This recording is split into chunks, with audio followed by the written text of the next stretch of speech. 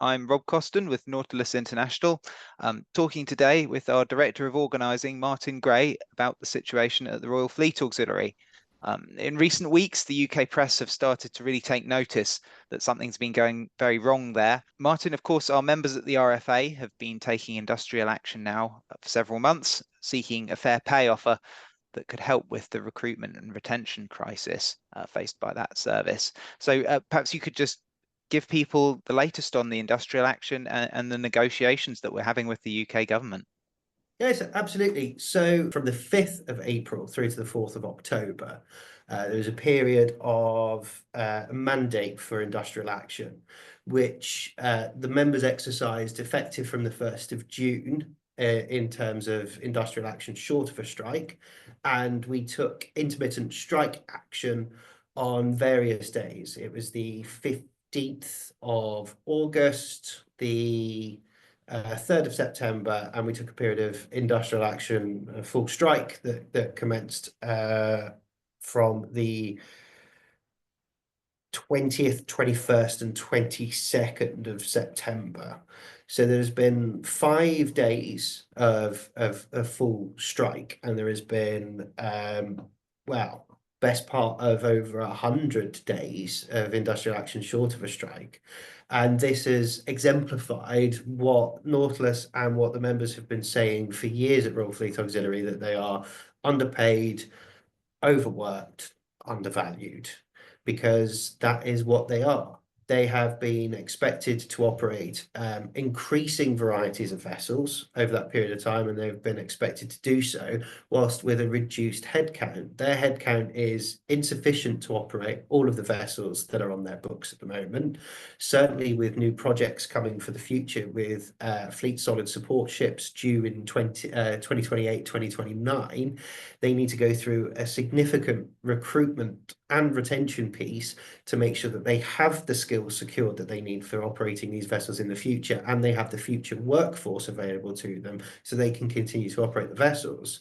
With recruitment and retention, in order for them to actually be attractive, they need to significantly boost the salary, the wages and the conditions that they're offering, because when you compare them to what's more widely available in the commercial world, they're just quite simply not good enough.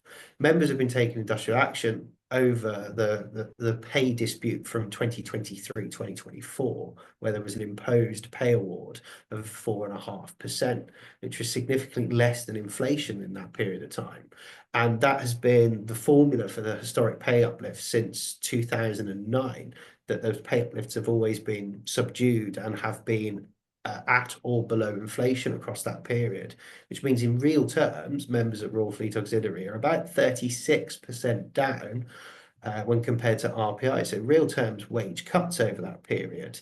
And that's what the dispute is about, is that they are fed up of being overworked, underpaid and undervalued, and that they are asking that they are given a significant uplift that represents the additional challenges and complexities, that recognises that Royal Fleet Auxiliary performs 67% of surface vessel naval tasking in the UK, and that recognising that shifting roles and emerging roles come with additional changes and responsibilities, and they deserve to be paid fairly for the work that they do. And to pay that group of workers fairly for the work that they do will not only help retain those workers, because they are losing more people than they are gaining at RFA, while still gaining vessels over periods of time and gaining additional complexity at task, but they are unable to attract people in from industry that have qualifications that are needed, and they're unable to attract people in towards maritime training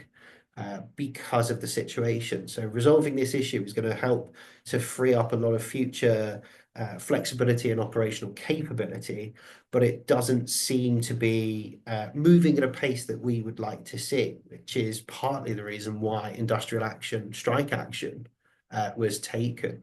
So recently we had 2 sets of talks with the Ministry of Defence and RFA representatives. One took place on the 10th of October, another took place on the 16th of October.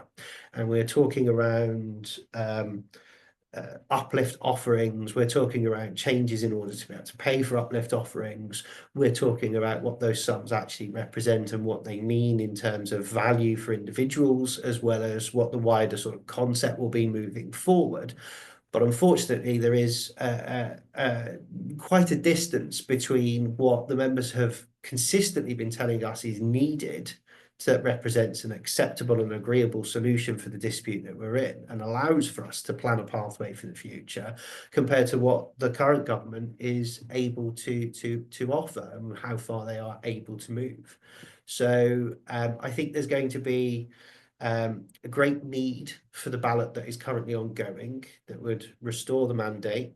We will get the results of that on the 4th of November, and there are still time for members at Royal Fleet Auxiliary to vote and participate in that if they haven't already done so. And with that, what we would expect to see an additional 6-month mandate, there will likely be increasing industrial action in that area in collaboration with the members who are fed up. They've had enough. They have been treated poorly for so long and been just getting on with it, that sort of collective coping that has happened over a significant period of time has ended, and they have realized that the actions that they are taking are not only entirely necessary, but they're also justified. And they were committed, many of them, in speaking with me on picket lines, in speaking with me about pay offers that have come forward. They are committed to seeing this through, to getting the fair pay deal that they believe they deserve. Thank you, Martyn. It sounds like some very tricky negotiations on the way, and potentially some more industrial action from members to make sure government understands your message there and understands that they really are finished with providing goodwill to the RFA, unless they see something in return, unless they see that goodwill coming back from government. Yeah, absolutely. I mean, it's always a difficult thing to have industrial action active. It's not a position that anybody wants to be in, and we recognise that the current government is different to the ones in which austerity has been imposed, is different to the ones in which pay restraint has been imposed, and is trying to operate in a different set of circumstances and a different remit based upon that ideology. But fundamentally, for our members, they have been doing so much of the legwork that sits and underpins the Royal Navy and Royal Marines operations for so very long, that they are collectively fed up of the expectation being that they just get on and they just perform. And that has been the mantra and the mentality. And, we're being assured that things will change, but we have been assured historically that things will change. We've had a number of pay results in the period since 2010 through to the 2013-2014 award that was imposed. We've had a series of things where we were promised that stuff will be reviewed and looked at in the future, and cans have been kicked ever continually down the road. And what is quite clear from the members is that there can be no more of that.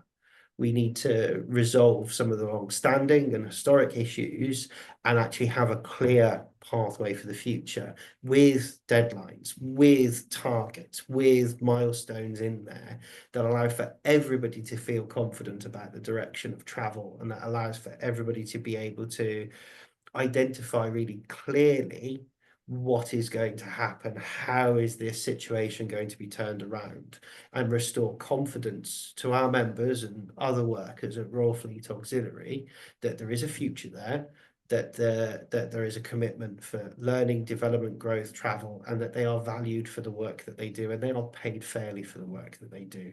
Those commitments have been missing for some time and need to come into effect, and that trust needs to be rebuilt. Thank you. Well, good luck in securing that much needed and well-deserved pay offer for members, and hope to hear from you about it soon. Thank you.